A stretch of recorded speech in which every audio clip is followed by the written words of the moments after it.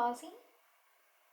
Hi everyone, Nikki here, back with a brand new video. If you are new to my channel, I am an INTJ who talks about whatever I want to talk about from the perspective of an INTJ. And today's video is ironically about why I hated being an INTJ. So if you watched any of my previous videos, then you'll know a little bit about my past. It wasn't a particularly nice one. It wasn't the worst one ever, but I definitely did not have control over a lot of the things that had happened to me and went on in my life. I was always being faced with a lot of negativity for how I looked, my body, how I spoke, what I liked to do. Everything about me just seemed to bother everyone else. And I'm pretty certain I came out of the womb with a sense of self. I don't care what sociology has to say about it, because I just have never doubted who I was. I've never been someone who had stages. I had things that I liked, and then later I wasn't really about it anymore. I just viewed that as growing up and learning, but I never went through stages. I started wearing black and I still wear black. I started listening to heavy metal and I still listen to heavy metal. I mean, if you guys met young Nikki, she really wouldn't be much different than the me now. Just less confident maybe. And a part of that was because it was kind of forced into my head by things repeatedly being said and done towards me that there was something wrong with me. That how I looked just was very inconvenient to people, and who I was very inconvenient to people. I mean, the amount of times that I was told, oh, this is just a phase, you don't know who you are, only for me to respond with, well, I know who I'm not, and then getting in trouble for that. It happened a lot. And that was because I was fighting an uphill battle, just being myself. But at the time, I didn't really understand where this judgment and criticism was coming from, because it never made any sense to me.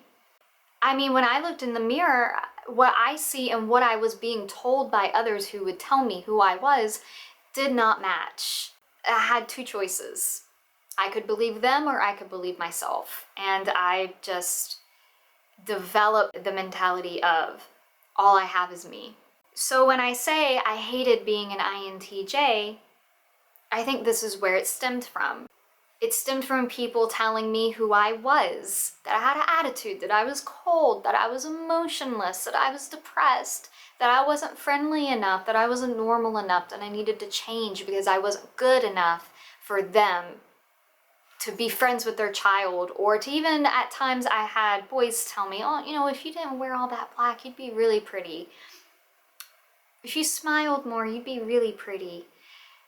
That was just what I was always hearing. And so when 17-year-old Nikki walked into the library at her high school, because they required everyone in my class to take this test, I got the results of being an INTJ and balled it up and threw it in the trash. Wasn't interested, didn't want it, because here we are again. Another label being put on me, calling me arrogant, calling me emotionless, telling me that I'm misunderstood because this is a rare personality type, and it's even rare for women, and this personality type is known to be misunderstood because of the abstract way of thinking. And I didn't want to hear that, because that wasn't who I saw. I saw myself as very empathetic, very emotional, almost too emotional, to the point where I had to shut myself off just to be functional. I didn't see myself as arrogant, because all I would do is ask questions if I didn't understand something, or if someone said something about me and you're not in my brain. You do not know me better than I know myself. But a big thing with me was I did not want to be told that I was rare, and I did not want to be told that I was unique. And I didn't agree with it. I saw this as a very negative thing, not something to be proud of, but a negative thing. And the thought of all of the issues in my life being my fault because of my personality type did not sit well with me. And when I was younger, 17 years old, and I'm reading about an INTJ, that's how it translated in my brain was, I am the problem. All these terrible things that were happening to me was my fault because my brain is different, because I don't think right. Everyone, if I'm to believe this test, all the times I've been told that I don't think right, like there's something wrong with my brain, this test says that's basically correct, that compared to other people, I do indeed think differently. I am the problem. So I rejected being an INTJ and learning more about being an INTJ. And therein, I rejected being able to understand myself through the perspective of others and being able to heal. I just wasn't ready for it at that time. There was the meme that I did in my INTJ meme video where it said, I hate myself, but I also think I'm the most superior person in the room. And one of the reasons why I reacted the way I did to that particular meme was it brought me back to when I was younger, when I hated myself, but I also held a superiority complex at the same time.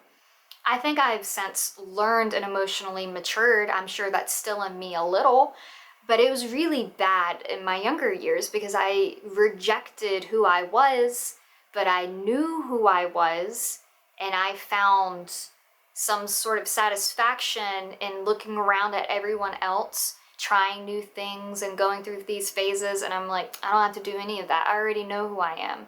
You can say what you want to me, but you can't tell me something about myself that I already don't know. I don't know everything about the world. You might beat me on that, but I know everything about myself, so screw you. But I also hated the things that I knew, and I hated the person that I was, because no matter what I told myself and no matter what I did,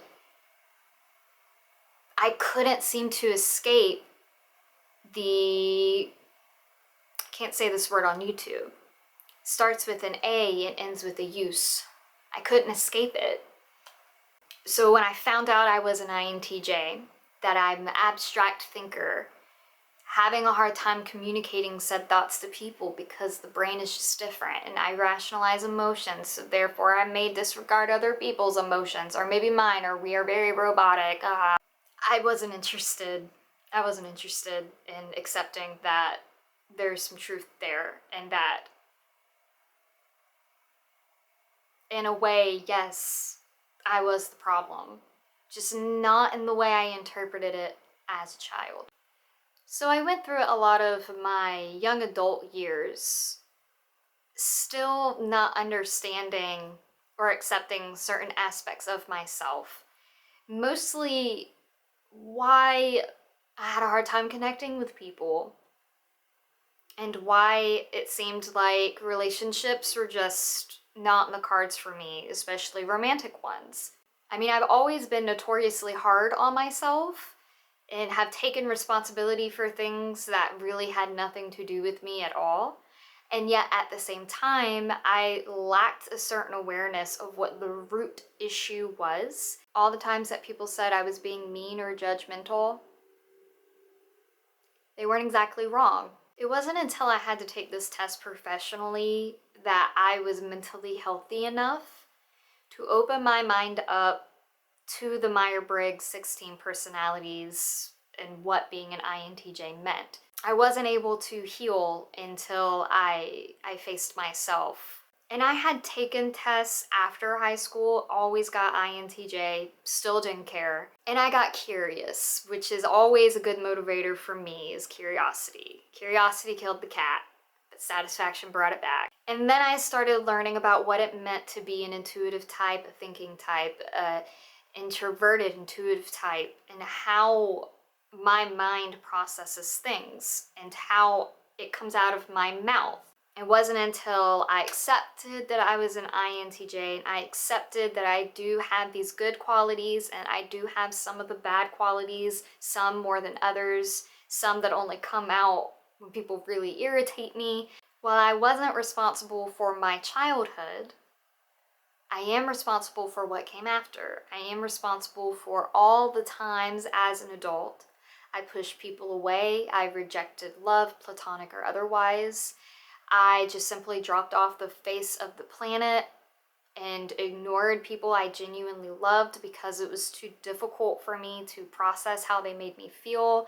It made me too uncomfortable. It shook my internal world too much, was affecting me too much, made me too anxious. I just did not know how to process emotions, not mine and not anyone else's. I did do some cruel things to people that I still very much love. And that's not particularly an INTJ thing, but perhaps that's an example of an unhealthy INTJ. I really just couldn't distinguish between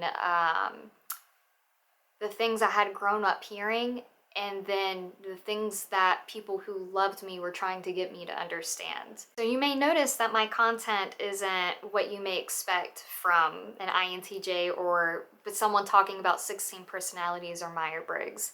It's not really like educational, it's more so story time, rants, chats, with memes, I guess, sprinkled in. And a big part of that is because there's still a part of me that goes, yes, I'm an INTJ and I embrace this and everything that it entails, but also I'm not just an INTJ. Put 1,000 INTJs in a room, guarantee you we will all be different from one another, even if we have similarities. Put me in a room with any other personality types and I can guarantee you we will find things in common. Like, we just are not, like, I still rebel against labels. I don't like to be labeled. But the difference now is that I can see the beauty in learning about what personality type you are and thinking about, do other people see me this way and why? I might not feel that I'm emotionless because I can actually feel my own feelings. But what is it that I'm doing that could give other people that perspective? And how can I communicate my emotions better towards people who I want them to know how I feel? And sitting here before you now through this screen, I don't hate being an INTJ anymore. I think the hardest thing about embracing being an INTJ is that even though I am a realist, I do live inside of my own head. It's very hard to come out into the external world and not want to run and hide from it. And that might be something that I am battling for a really long time. It might be something that every relationship I have could possibly be affected because of my desire to retreat within and to live within my own mind and to go very, very, very deep inside to get rid of the external world that is so loud and obnoxious to me and makes me feel too much, that even now with all the maturing and healing that I've done, sometimes just feels like way too much, and I have to pull myself and yank myself out of situations, which isn't a bad thing, but sometimes you have to face uncomfortable stuff. And with that, I'll conclude the video here. Please share down below any thoughts or opinions that you have, because I know there are other personality types who watch me, which makes me very, very happy because we have a lot to learn from each other. So I'm gonna go eat dinner because I'm super duper hungry, and I will see you guys in the next one.